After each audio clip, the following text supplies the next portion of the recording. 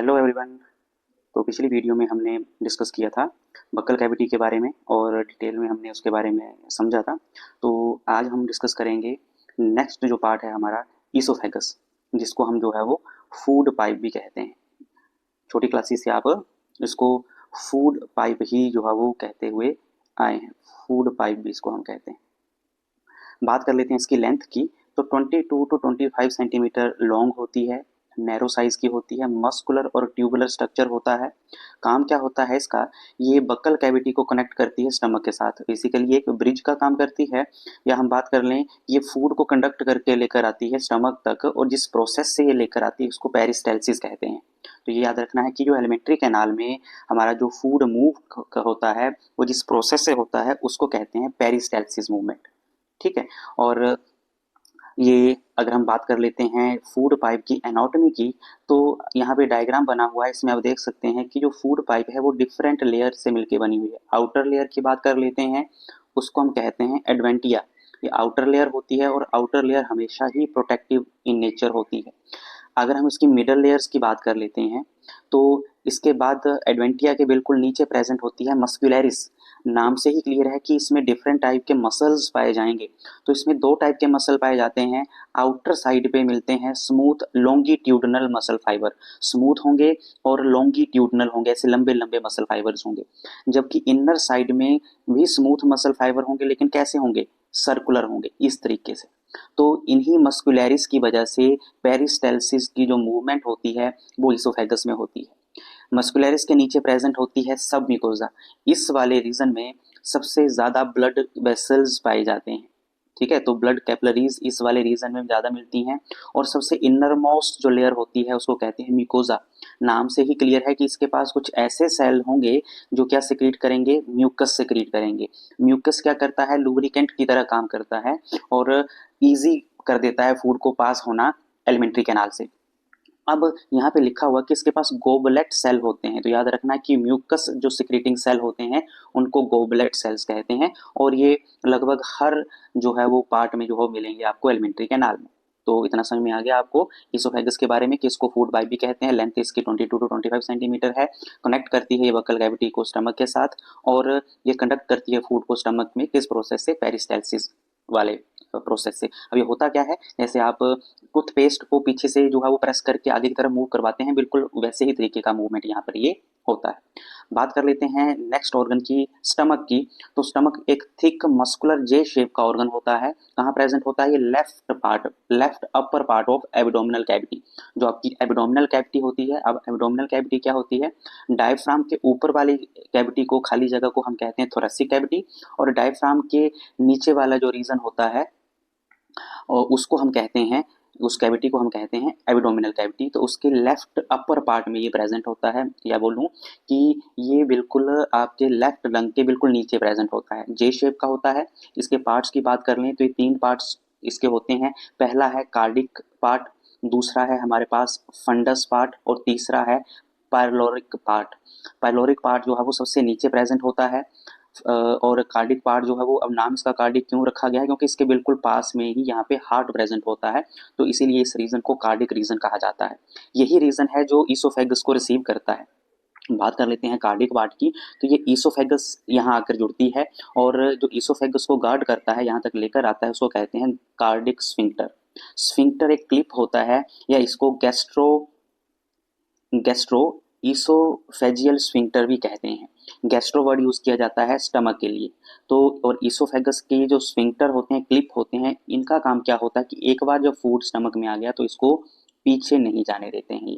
तो याद रखना है कि ईसोफेगस को स्टमक तक कौन गार्ड करके लेकर आते हैं? कौन से स्फिंक्टर होते हैं? कार्डिक स्फिंक्टर उनको कहते हैं, या हम उनको गैस्ट्रो ईसोफेरेंजियल ईसोफेजियल स्फिंक्टर कहते हैं। प्रिवेंट करते हैं ये बैक फ्लो ऑफ फूड को। बैक फ्लो ऑफ फूड को प्रिवेंट करने के लिए एक टर्म यूज की जाती है, उसका नाम है रिगर्जिटेशन। तो ये याद रखना है कि या तो लिखा होगा prevent back flow of food, या वहां पे लिखा होगा रिगर्जिटेशन ऑफ फूड, एक ही बात है। फंडिक पार्ट की बात कर लें तो ये वाला जो रीजन आपको दिख रहा है टॉप साइड में, कार्डिक रीजन के बिल्कुल टॉप साइड में जो आपको पार्ट दिख रहा है, इसको फंडिक रीजन कहते हैं, फंडस कहते हैं। इसमें बेसिकली ये कंटेन करता है गैस और एयर को ये कंटेन करता है। तीसरे और लास्ट रीजन की बात कर लेते हैं हम, वो है हमारे पास पाइलोरिक रीजन। ये सबसे डिस्टल मतलब दूर प्रेजेंट होता है, ये डाउन में प्रेजेंट होता है और ये ओपन होता है एक सी शेप के स्ट्रक्चर में जिसको हम ड्यूडेनम कहते हैं। और इसका मेन और ये जो स्टमक है इसको जो है वो ड्यूडेनम के साथ कनेक्ट जो करता है वो यही रीजन करता है और इसको गार्ड करते हैं पाइलोरिक स्फिंक्टर। ठीक है, तो स्टमक को ड्यूडेनम के साथ जोड़ते हैं और इसको गार्ड किया जाता है एक और स्फिंक्टर मतलब एक और क्लिप के द्वारा जिसका नाम है पाइलोरिक स्फिंक्टर। स्फिंक्टर का एक ही काम होता है कि फूड का वापिस बैक फ्लो रोकना। तो पाइलोरिक स्फिंक्टर क्या काम करते हैं कि जो आपके स्टमक में जो फूड है, क्योंकि स्टमक से फूड ड्यूडेनम में तभी जाता है जब वो जितना डाइजेशन उसका होना है उतना हो चुका हो। अगर फूड अभी स्टमक में आया ही है और वो अभी डाइजेस्ट नहीं हुआ है उतना, तो उसको ड्यूडेनम में आगे जाने से रोकता भी यही पाइलोरिक स्फिंक्टर है। तो ये क्या प्रिवेंट रोकता है क्या प्री डाइजेस्टेड फूड को एंटर करने से, कहाँ, ड्यूडेनम में। तो इसके दो काम है, एक ड्यूडेनम में आया फूड उसको वापस आने नहीं देता है, दूसरा प्री डाइजेस्टेड जो अभी तक फूड अच्छे से डाइजेस्ट नहीं हुआ है स्टमक में उसको भी ड्यूडेनम में जाने से रोकता है। तो ये तीन पार्ट होते हैं आपके स्टमक के। पहला है आपके पास कार्डिक पार्ट, दूसरा है फंडिक पार्ट, तीसरा है पाइलोरिक पार्ट। और अगर हम बात कर लेते हैं इसमें आपको ये लाइन्स जी आपको दिख रही होंगी, तो ये कहलाती हैं गैस्ट्रिक रुगे। इनका काम होता है ये सरफेस एरिया बढ़ाती हैं, प्लस जब स्टमक के अंदर फूड आता है तो स्टमक कॉन्ट्रैक्ट और रिलैक्स होता है, तो उसकी वजह से जो रुगे हैं ये मैकेनिकल तरीके से फूड को तोड़ने का काम भी करते हैं।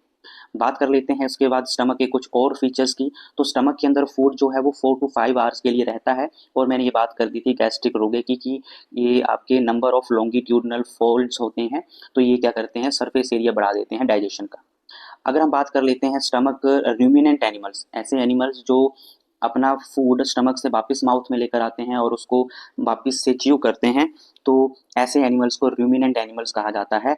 तो कुछ एनिमल्स ऐसे रूमिनेंट एनिमल ऐसे होते हैं जिनमें 4 चैम्बर्ड कंपाउंड स्टमक मिलता है, जैसे शीप है, कैटल है, गोट है, डियर है। तो इनमें 4 चैम्बर्ड कंपाउंड स्टमक मिलता है, 4 चैम्बर मिलेंगे, जैसे हार्ट हमारा 4 चैम्बर्ड होता है वैसे इनका जो स्टमक होता है वो भी 4 चैम्बर्ड होता है और हर पार्ट अलग अलग काम करता है। ये 4 चैम्बर है र्यूमन, रेटिकुलम, ओमेसम और अब ओमेसम। जो र्यूमन है ये लार्जेस्ट चैम्बर होता है, ये फर्स्ट और लार्जेस्ट चैम्बर होता है। इसके अंदर सिम्बायोटिक बैक्टीरिया भी प्रेजेंट होते हैं जो सेलुलोज को डाइजेस्ट करने का काम करते हैं। दूसरा पार्ट रहता है आपके पास रेटिकुलम, ये फूड जो है उसको बैक इनटू माउथ में वापस जो फूड जाता है वो इस वाले चैम्बर से जाता है। उसके बाद है थर्ड हमारे पास अब ओमेसम, ये एक ट्रू स्टमक इसको कहा जाता है। क्यों? क्योंकि इसके पास गैस्ट्रिक ग्लैंड्स होती हैं। याद रखना ट्रू स्टमक हमेशा उस स्टमक को बोला जाएगा जिस स्टमक के पास गैस्ट्रिक ग्लैंड्स होती हैं। तो इन चारों पार्ट में से एब ओमेसम को ट्रू स्टमक कहा जाता है क्योंकि इसके पास गैस्ट्रिक ग्लैंड्स होती हैं। ये जो ओमेसम होता है इसका भी काम होता है कि ये जो है वो एब्जॉर्प्शन ऑफ जो आपका वाटर करता है, फाइन पार्टिकल्स को अलग करता है, बड़े पार्टिकल्स को अलग करता है, तो इसका ये बेसिकली काम रहता है। बात कर लेते हैं कुछ और इम्पोर्टेंट पॉइंट्स की। तो जैसे कैमल है, डियर है, तो उसमें ओमेसम नहीं होता है। ठीक है, पेरिस्टालसिस जो हमने मूवमेंट पढ़ी थी जो आपके सॉलिड फूड के लिए होती है, ये लिक्विड फूड के लिए नहीं होती है। याद रखना है लिक्विड फूड के लिए पेरिस्टालसिस मूवमेंट नहीं होती है। अगर हम बात कर लेते हैं कैमल की, तो कैमल में जो र्यूमन और रेटिकुलम वाला जो रीजन होता है उसमें वाटर सेल होते हैं जो क्या करते हैं मेटाबॉलिक वाटर को स्टोर करके रखते हैं, इसीलिए कैमल लंबे टाइम तक बिना पानी पिए रह सकता है। अगर हम बात कर लेते हैं प्री मोलर और विजडम टीथ की, जो हमने पहले भी बात करी थी कि प्री मोलर जो आपके परमानेंट टीथ में आते हैं और ये एक बार ही आएंगे लाइफ में, तो विजडम टीथ भी जो है वो आपके लाइफ में एक बार ही आते हैं। और ऐसे टीथ जो एक बार ही आते हैं लाइफ में उनको मोनोफायोडोंट कहते हैं, only appear once in life.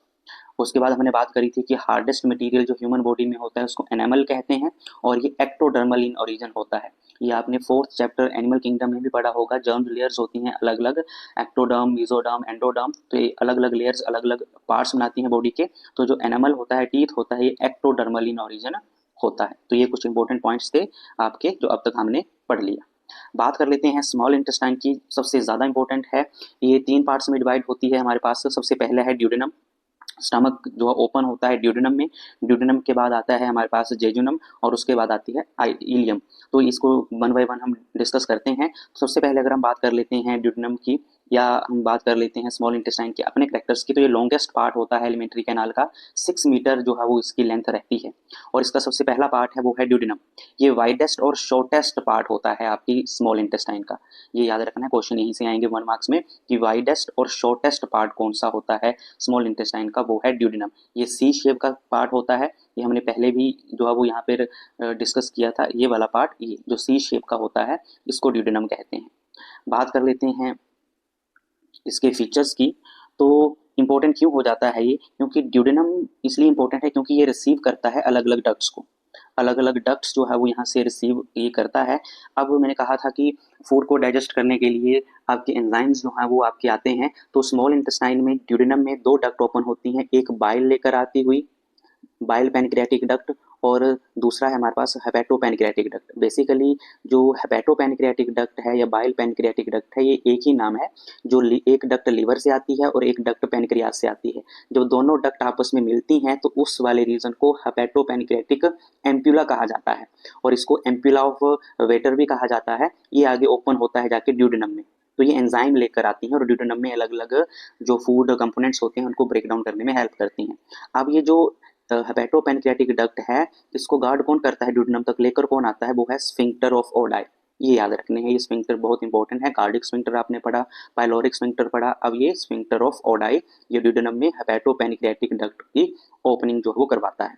तो आपने सुना होगा कि स्मॉल इंटेस्टाइन में पूरी की पूरी डाइजेशन होती है, लेकिन कौन से पार्ट में, ये ड्यूडेनम में। जितनी भी डाइजेशन होगी पूरी की पूरी कंप्लीट डाइजेशन जो है वो ड्यूडेनम वाले रीजन में होती है। अगर ऐसे क्वेश्चन आ जाए कि डाइजेशन कंप्लीट कहाँ होती है, लार्ज इंटेस्टाइन की स्मॉल इंटेस्टाइन, तब तो आंसर स्मॉल इंटेस्टाइन ही रहेगा। लेकिन अगर पर्टिकुलर पूछ लिया जाए तो ड्यूडेनम में जो है वो कंप्लीट डाइजेशन होती है। उसके बाद जो अगला पार्ट रहता है हमारे पास स्मॉल इंटेस्टाइन का, जेजुनम और इलियम।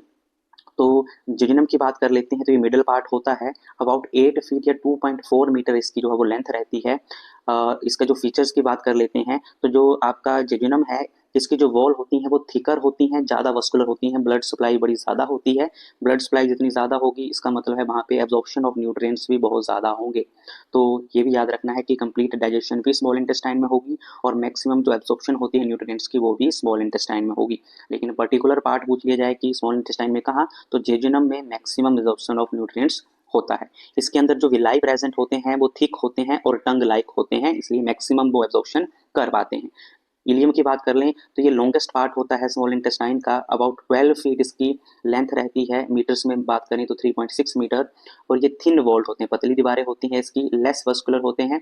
तो जो जेजुनम के बाद जो रिमेनिंग बच जाता है, जिस न्यूट्रिएंट्स को एब्जॉर्ब नहीं कर पाते हैं हम जेजुनम में, वो न्यूट्रिएंट्स जो हैं वो आपके इलियम वाले पार्ट में जो है वो एब्जॉर्ब होते हैं, और उसके जो विलाई होते हैं वो थिन होते हैं और फिंगर लाइक होते हैं। तो याद रखना 2 टाइप के विलाई पाए जाएंगे स्मॉल इंटेस्टाइन में, एक थिक और दूसरे थिन, एक टंग लाइक और दूसरे आपके फिंगर लाइक।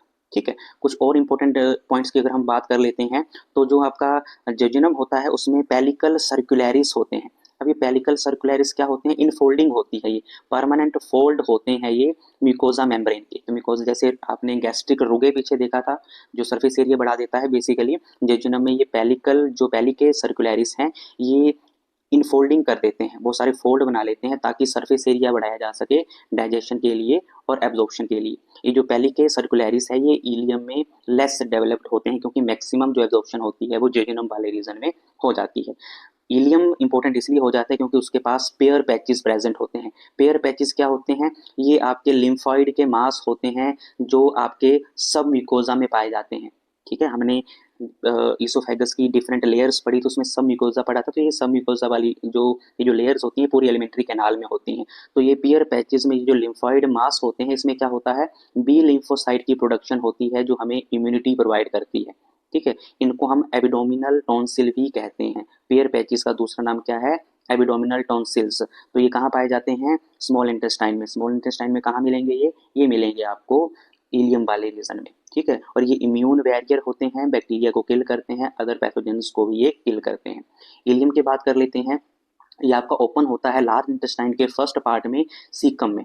ठीक है, और इसको गार्ड कौन करता है, इलियोसिकल वेल्व, जिनको वोहीन वेल्व भी कहा जाता है। ठीक है, ये आपका जेजुनम से ज़्यादा क्वाइल्ड होता है इलियम, ये याद रखना है। जेजुनम लेस क्वाइल्ड होता है जबकि इलियम मोर क्वाइल्ड स्ट्रक्चर होता है। अगर हम बात कर लेते हैं जो विलाई होते हैं वो एब्जॉर्प्शन यूनिट कहलाते हैं। ये छोटी क्लासेस से आप पढ़ते आते हैं कि एब्जॉर्प्शन को जो एब्जॉर्ब करने के लिए स्ट्रक्चर है स्मॉल इंटेस्टाइन में वो विलाई ही है, इसलिए इनको यूनिट ऑफ एब्जॉर्प्शन भी कहा जाता है। अगर हम बात कर लेते हैं इलियम में क्या एब्जॉर्ब होता है, तो ये मैंने पहले बात कर दी थी कि रिमेनिंग न्यूट्रिएंट्स, जो न्यूट्रिएंट्स बच जाते हैं जैसे विटामिन B12 है, वाइल एसिड है, वाइल साल्ट है, आगे बढ़ेंगे कि क्या होते हैं, इनकी एब्जॉर्प्शन कहाँ होती है, इलियम में होती है। तो इंडिविजुअल क्वेश्चन पूछे जाएंगे तो ये बड़े इंपॉर्टेंट हो जाते हैं कि विटामिन B12 कहाँ एब्जॉर्ब होता है, तो ये होता तो स्मॉल इंटेस्टाइन में, लेकिन कहाँ, इलियम वाले रीजन।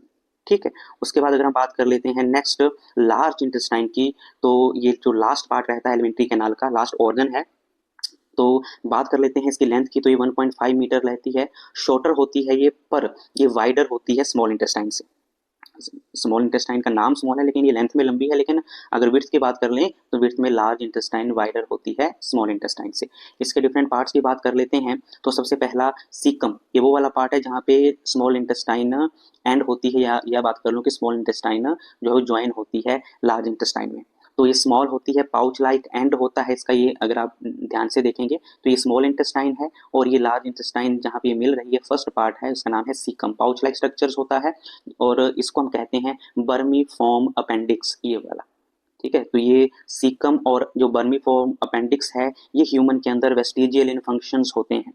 ठीक है, ऐसे माना जाता है कि पुराने टाइम में सीकम या बर्मी फॉर्म जो अपेंडिक्स है ये इसके अंदर सेलुलोज को डाइजेस्ट करने वाले जो है वो एंजाइम होते थे, तो अब नहीं होते हैं, इसलिए इनको वेस्टिजियल इन फंक्शन कहा जाता है। तो पहला पार्ट है हमारे पास, पहला लार्ज इंटेस्टाइन का, वो है सीकम। सीकम की अगर हम बात कर लेते हैं, दूसरा है हमारे पास कोलोन। ठीक है, अगर हम बात कर लेते हैं इस वाले रीजन की, ये वाला, तो ये आपका कोलोन, कोलोन 3 टाइप का होता है। कोलोन के बारे में बात कर लें, जो कोलोन ऊपर की तरफ जा रहा है उसको कहते हैं असेंडिंग कोलोन, और असेंडिंग के बाद ये इस तरफ, ये ऊपर की तरफ जा रहा है, इसको हम असेंडिंग कोलोन कहते हैं। फिर ये आपका राइट की तरफ मुड़ता है, उसको हम ट्रांसवर्स कोलोन कहते हैं। उसके बाद ये नीचे की तरफ डिसेंडिंग रीजन में आता है, इसको डिसेंडिंग कोलोन कहते हैं। और ये ओपन होता है एक एस शेप के स्ट्रक्चर में जिसको रेक्टम हम कहते हैं। रेक्टम जो है वो आपके आगे जाके ओपन होता है एनस में। कहाँ पे, कहाँ ओपन होता है ये, आपके एनस में। तो बेसिकली होता क्या है रेक्टम में, तो रेक्टम में हम टेम्परेरी जो है वो स्टोर करके रखते हैं फेसिस को, और उसके बाद ये एनस में जाता है, और एनस में जो एनल स्फिंक्टर होते हैं, तो ये तो उसको तब तक रोक के रखते हैं जब तक वो फिल नहीं हो जाता है। जैसे ही फिल होता है न्यूरल सिग्नल जो है ब्रेन तक जाते हैं और ये एनल स्फिंक्टर रिलैक्स हो जाते हैं, और ये हमारी बॉडी से बाहर जो है वो ये वेस्ट मटेरियल चला जाता है। अगर हम बात कर लेते हैं कोलोन की दीवारों की, तो वॉल जो होती हैं उनमें पाउच लाइक स्ट्रक्चर्स होते हैं जिनको टीनियाई कोलाई कहा जाता है, और यहाँ पे जो फूड है वो स्लोली मूव करता है ताकि जो चाइम है उसमें से जो है वो वाटर एब्जॉर्प्शन जो है वो की जा सके, और जो कुछ मटेरियल का ब्रेकडाउन जो नहीं हुआ है वो भी यहाँ पर होता है, और उसमें से जो है वो ये वाटर या न्यूट्रिएंट्स एब्जॉर्ब कर लिए जाते हैं। चाहे जितना वाटर हो, सोडियम हो, अदर मिनरल्स हो, वो आपके सारे के सारे लार्ज इंटेस्टाइन में जो है वो एब्जॉर्ब होते हैं। तो ये था एलिमेंट्री कैनाल का पूरा आपका टॉपिक। और इसके बाद जो नेक्स्ट टॉपिक रहेगा वो रहेगा हमारे पास जो हमारी डाइजेस्टिव ग्लैंड्स हैं, तो उनके बारे में पढ़ेंगे। अगर इस टॉपिक में या पिछली किस वीडियोस में अगर आपको कोई टॉपिक समझ में नहीं आया हो, कमेंट करिए, और उसके बाद हम नेक्स्ट टॉपिक के ऊपर जाएंगे जिसका नाम है डाइजेस्टिव ग्लैंड्स। Thank you.